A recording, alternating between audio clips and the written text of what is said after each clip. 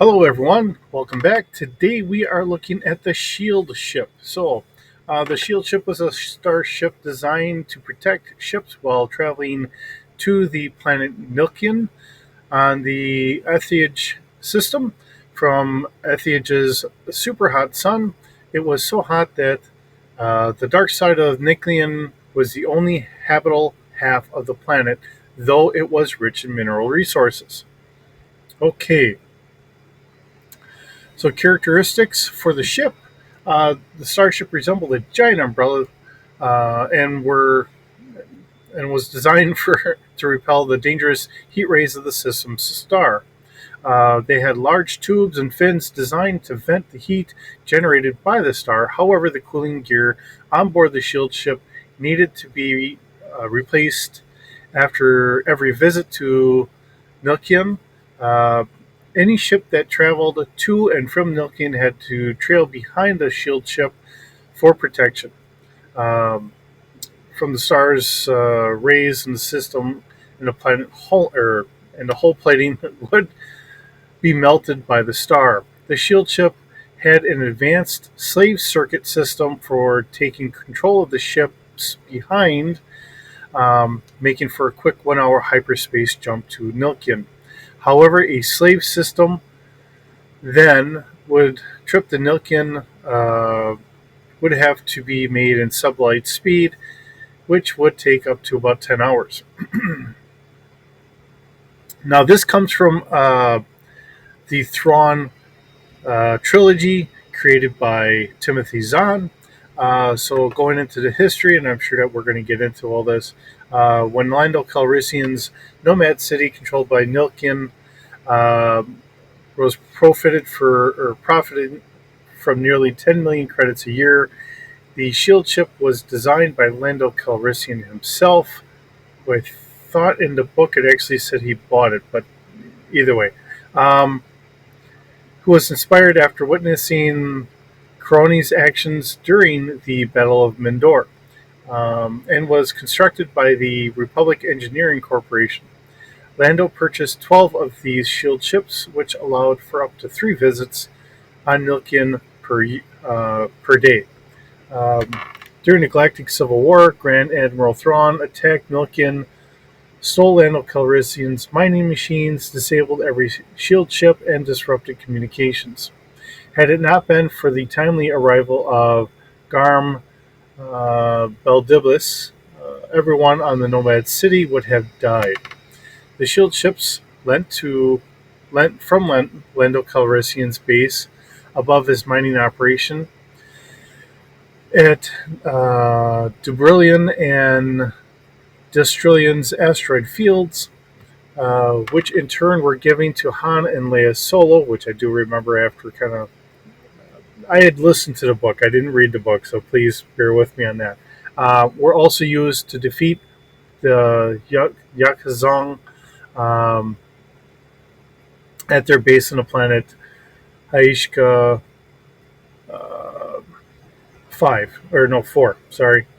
My Roman numerals is not clicking in my head this morning. Okay, the shield ship took orbit around the enemy planet and reflected the condensation of the planet back towards itself and froze the planet to near absolute zero.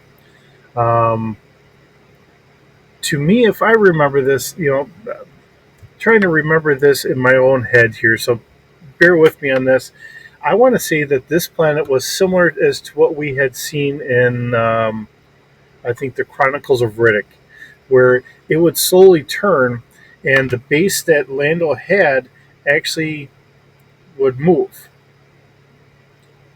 but it could move fast enough to stay always in the cool point of the planet or whatever. So um, that's what I kind of remember hearing about. But also keep in mind, I had a abridged version of the book that I was listening to because when they were doing audiobooks for this, most of the time they were abridged. They didn't think people were actually going to listen to 10 to 14 hours worth of a book, which silliness we do.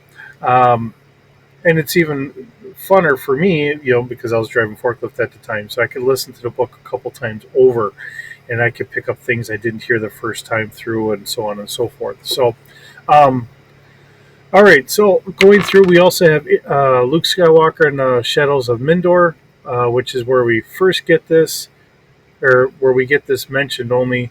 Heir to the Empire, which is the first appearance, the last command, and then the New Jedi Order Vector Prime, which I think is where I really remember this. Some of it. I also, I did pick up the Heir to the Empire trilogy. So yeah. Okay. Let's see. We do have Wizards of the Coast, more starships, and expand your fleet, which is another wizards.com, which is probably where we got the original stats from. And then they converted it for the book that we have here, and they put it into there. All right, so now that we're looking at our actual book entry, this is how we have it in the book. So we have the Shieldship, which is Republic Engineering Corporation, heat-resistant escort vehicle. Of course, the source is the Thrawn Trilogy and the Essential Guide to Vehicles and Vessels. Uh, somewhere, and maybe they did grab this because when the Thrawn Trilogy came out, that was in the height of West End Games doing Star Wars. So I want to say it was probably, well, seeing that it's in the Thrawn source book, so yeah, page, the stats had to have originally been from West End Games, not Wizards of the Coast. So it is capital scale. It has a length of 800 meters and a dish of 400 meters, or for the dish, and a 400-meter long tug pylon. Has a crew of 1.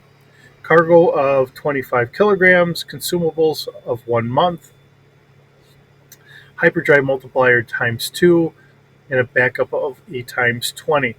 And of course, a ship like this is going to have a nav computer, and it has a space of 4. It's a slower vessel trying to kind of shield everything else, so you don't really want a ship like this going too fast.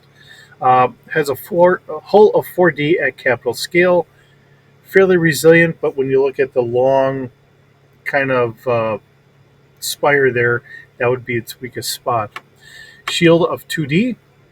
Sensors, we have a passive scan at 1 kilometer, active scan at 2.5 kilometers, a search of 4 kilometers, and focus of 200 meters.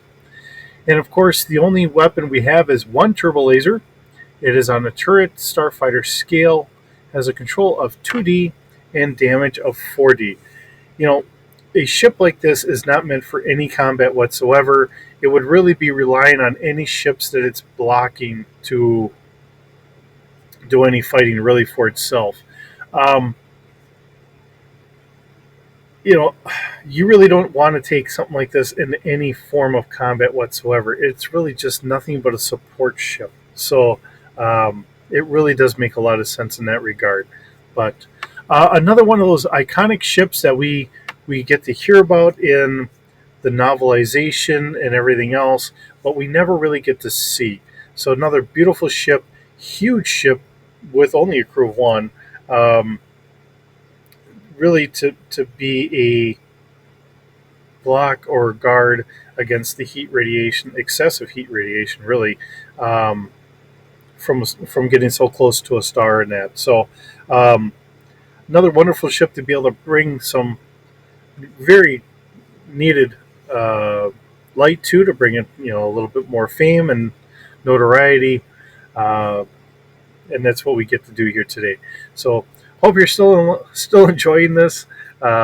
It's always a pleasure bringing ships like this to you, so you get to see some of the ships that we don't typically get to see in the Star Wars universe, and we get to see how wonderful and how big the universe really is. With that, hope you have a wonderful day, and we'll see you in the next video.